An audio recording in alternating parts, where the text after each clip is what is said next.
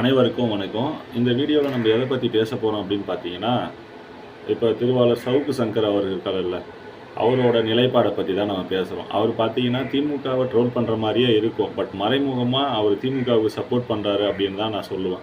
குறிப்பாக சொல்லணும்னு பார்த்தீங்கன்னா, இப்போ இந்த பாமக பிரச்சனையில் பார்த்தீங்கன்னா, அவர் இந்த பாமகவை ரெண்டாக உடைக்கணும், ரெண்டாக பிரிக்கணும் அப்படின்றது தான் அவரோட செயல்பாடு இருக்குது அப்படின்னே சொல்லலாம்.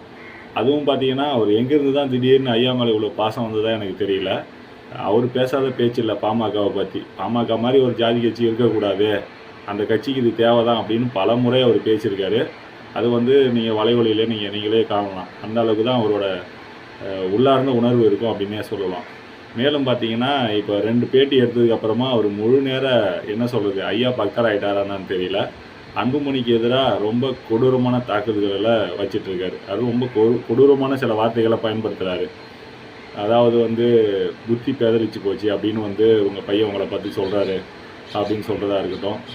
அன்புமணிக்கு ஐயா சொல்கிறது கரெக்டு தான், அவ்வளோ சின்ன வயசில் அவருக்கு மத்தியில் பொறுப்பு வாங்கி அமைச்சர் பதவி கொடுத்துருக்கக்கூடாது அப்படின்னு சொல்கிறதா இருக்கட்டும். மேலும் பார்த்தீங்கன்னா அன்புமணிக்கு தலைமை பண்பு கிடையாது அப்படின்னு சொல்கிறதா இருக்கட்டும். இந்த மாதிரி நிறைய விஷயங்களை பார்த்தீங்கன்னா இப்போது சவுக்கு சங்கர் சொல்லிகிட்ருக்காரு. முதல்ல பார்த்தீங்கன்னா அவர் ஏடிஎம்கேவுக்கு சப்போர்ட் பண்ணுற மாதிரியே சில விஷயங்கள் பண்ணார். இப்போ அவர் உண்மையாலுமே ஏடிஎம்கேவுக்கு சப்போர்ட் பண்ணுறாரு அப்படின்னு நீங்கள் ஃபீல் பண்ணீங்க அப்படின்னா அவர் என்ன செய்யணும்? இன்றைக்கி பார்த்தீங்கன்னா எடப்பாடி பார்த்தீங்கன்னா தமிழ்நாடு முழுக்க சுற்றுப்பயணம் செய்கிறாருல்ல, அதை ஒரு லைவ் கவரேஜோ இல்லை அதை பற்றி எதாவது பேசுகிறாரா பார்த்தீங்கன்னா இருக்காது. இந்த துப்புரவு பணியாளர் அந்த பிரச்சனை பார்த்தீங்கன்னா திமுகவுக்கு அகெயின்ஸ்டாக ரொம்ப தீவிரமாக நடந்துகிட்ருக்கு. அதை பற்றியும் அவர் பெருசாக வாய் திறக்கிறது கிடையாது.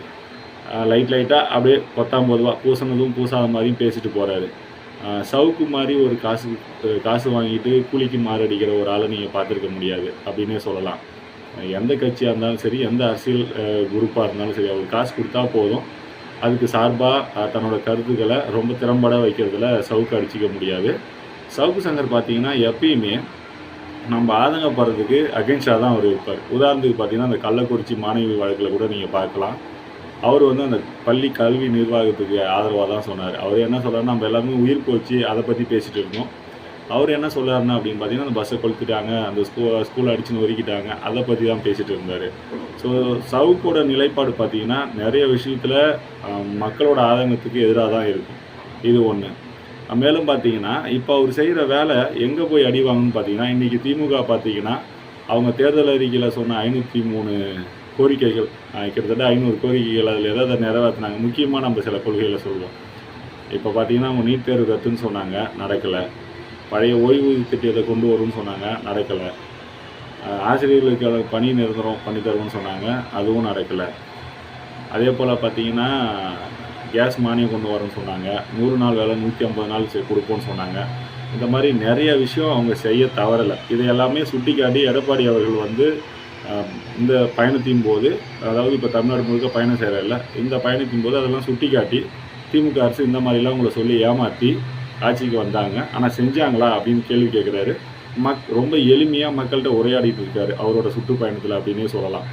இந்த சுற்றுப்பயணம் எங்கே வெற்றி அடைஞ்சிட போகுது அப்படின்ற உள்நோக்கத்தில் தான் சவுக்கு சங்கர் என்ன பண்ணுறாருனாக்கா, பாமக இது வரைக்கும் தன்னோட நிலைப்பாடை அடுத்ததாக, அதாவது 2026 யார் கூட கூட்டணின்னு சொல்லலை, பட் ஒரு பாசிட்டிவ் அப்ரோச் பார்த்தீங்கன்னா ஏடிஎம்கே பக்கம் இருக்குது. ஸோ இது ஏடிஎம்கே பக்கம் பாட்டாளி மக்கள் கட்சி போகிறதுனால ஏடிஎம்கேவோட வாக்கு வங்கி குறிப்பாக பார்த்தீங்கன்னா வெற்றி வாய்ப்புனே சொல்லலாம். வட மாநிலத்தில் இன்னும் அதிகமாகும். இப்போ எங்கள் தொகுதி நான் இருக்கிற பகுதியெல்லாம் பார்த்தீங்கன்னா திமுகவுக்கு அகைன்ஸ்டாக ஒரு நல்ல கூட்டணி அமைச்சாலே போதும், ஈஸியாக ஜெயிச்சிடலாம். கொங்கு மண்டலத்தில் எப்பயுமே ஏடிஎம்கே வெயிட்டு தான், அவங்க பவர்ஃபுல்லான பேக்கேஜ் தான் அந்த இடத்துல. இப்போ வட மாவட்டத்தில் பார்த்தீங்கன்னா பாமக ஏடிஎம்கே கூட கைகோர்றதுனால ரொம்ப செல்வாக்கும் ரொம்ப பலமும் அடையும், அதில் மாற்றுக்கிறது இல்லை. ஸோ இது எங்கே நடந்துட போகுது, திமுகவுக்கு எதிராக இவங்க எப்படி ஒரு அணியாக திரண்ட போகிறாங்க அப்படின்றதுனால இவர் பாமகவை 2ஆக உடைச்சி 2 பேரையும் 2 பக்கத்தில் கூட்டணி சேர வச்சுட்டுனா அவர் நினச்சது நிறைவேறிடும் அப்படின்ற மாதிரி தான் அவரோட செயல்பாடு இருக்குது. பொதுவாக பார்த்திங்கன்னா சமூகங்களோட செயல்பாடும், அந்த சமூக ஊடகங்களோட செயல்பாடும் ப்ளஸ் மீடியாவோட செயல்பாடுமே அப்படி தான் இருக்குதுன்னு நம்ம சொல்லலாம். இப்போது ஏடிஎம்கே ப்ளஸ் பிஜேபி இந்த கூட்டணி கிட்டத்தட்ட ஒரு 90% கன்ஃபார்ம் ஆச்சுன்னு வச்சுப்போம். இப்போ அடுத்ததாக யார் திமுகவுக்கு அகெயின்ஸ்டாக ஏடிஎம்கே கூட போய் சேர போகிறாங்க அப்படின்னு ஒன்று இருக்குது. எல்லாருமே என்ன சொல்கிறாங்கன்னா, விஜய் வந்துடுவார் அவர் கூட, இல்லை சீமான் வந்துடுவார் அவர் கூட. யார் போனால் என்னங்க, எதிர்கட்சி ஸ்ட்ராங்காக இருக்குது இப்போதைக்கு. அவர் எதிர்க்கட்சிக்கு தலைவருக்கான எல்லா வேலையும் சிறப்பாக செய்கிறாரு அப்படின்னே சொல்லலாம். ஆனால் இந்த சவுக்கு மாதிரி சில அறிவுஜீவிங்க என்ன பண்ணுறாங்க அப்படின்னு பார்த்தீங்கன்னா, ஒரு கட்சியை ட்ரோல் பண்ணுற மாதிரியே இருக்கும். பட் ஆனால் அவங்க அதுக்கு சாதகமாக தான் அவங்களோட ஒரு அடியுமே எடுத்து வைப்பாங்க. ஸோ இதெல்லாம் நல்லா கூர்ந்து கவனிச்சிக்கணும். இந்த யூடியூப்பில் வந்து சொல்கிறான், அதில் வந்து சொல்கிறான், அவன் எல்லாம் ஆகச்சிறந்த அறிவாளியோ பெரிய இன்டெலெக்சுவல் அப்படிலாம் நம்பக்கூடாது. பொதுவாக நானாக இருந்தாலும் சொல்கிறது தான். நீங்கள் நல்லா கூர்ந்து கவனிச்சிங்கன்னா உங்களுக்கே அந்த விஷயம் புரியும். நல்லா அடிப்படையை நோக்கி ஒரு சில கேள்விகள் கேட்டாலே உங்களுக்கு புரியும். இப்போ திமுக ரொம்ப பலமாக இருக்குன்னு வச்சுப்போம் இந்த கூட்டணியில். அதை வீழ்த்துறதுக்கு இன்றைக்கி இந்த ஆட்சி சரியில்லை அப்படின்னு மக்கள் சொல்கிறாங்க. பெருவாரியான மக்களோட கருத்து அதான். இன்றைக்கி எல்லாமே பார்த்தீங்கன்னா வெறும் செயல் வரி பேர் ஒட்டி நல்லா வச்சுருவாங்க. உங்களுடன் ஸ்டாலின், தமிழ் மாணவன், தமிழ் புதல்வன், அந்த மாதிரி பேர் ரொம்ப அழகாக இருக்கும். இல்லம் தேடி கல்வி, உங்களை தேடி மருத்துவம், பேர் மட்டும் நல்லா இருக்கும் அந்த திராவிட மாடலில். பட் அதில் செயல்பாடுன்றது எதுவுமே இருக்காது. ஸோ இதெல்லாம் புரிஞ்சிக்கிட்டு தான் மக்கள் இதெல்லாம் புரிஞ்சிக்கணும். புரிஞ்சிக்கிட்டு மக்கள் வந்து ஆட்சி மாற்றத்துக்கு தயாராக இருக்காங்க. அந்த ஆட்சி மாற்றத்துக்கான வேலையை செய்யணும் அப்படின்னு பார்த்தீங்கன்னா, ஏடிஎம்கேவுக்கு கொஞ்சம் ஸ்ட்ராங்காக பவர்ஃபுல் பூஸ்ட் கொடுக்கணும். அதுக்கு ஒரே ஒரு தூண்டுதலாக இருக்கிறது வட மாநிலங்களில் பார்த்தீங்கன்னா பாமக ஏடிஎம்கேவோட கைக்கு ஒத்துனாலே ஒரு 70% வெற்றி அவங்க வசம் வந்துச்சு அப்படின்னே சொல்லலாம். ஸோ அதை தான் நான் தொடர்ந்து சொல்லிகிட்ருக்கேன். சில அறிவுஜீவிங்க அகெயின்ஸ்டாக பேசுகிற மாதிரியே இருக்கும். பட் ஆனால் உள்ளே பூந்துருவாங்க. ஸோ இதில் வந்து மக்கள் ரொம்ப தெளிவாக இருக்கணும் அப்படின்றது தான் என்னோடய கருத்து. தொடர்ந்து நம்ம சேனலை நீங்கள் பார்த்துட்ருக்கீங்க. சப்ஸ்கிரைப் பண்ணுங்கள். நம்ம சேனலை ஃபாலோ பண்ணுங்கள். தேங்க்யூ.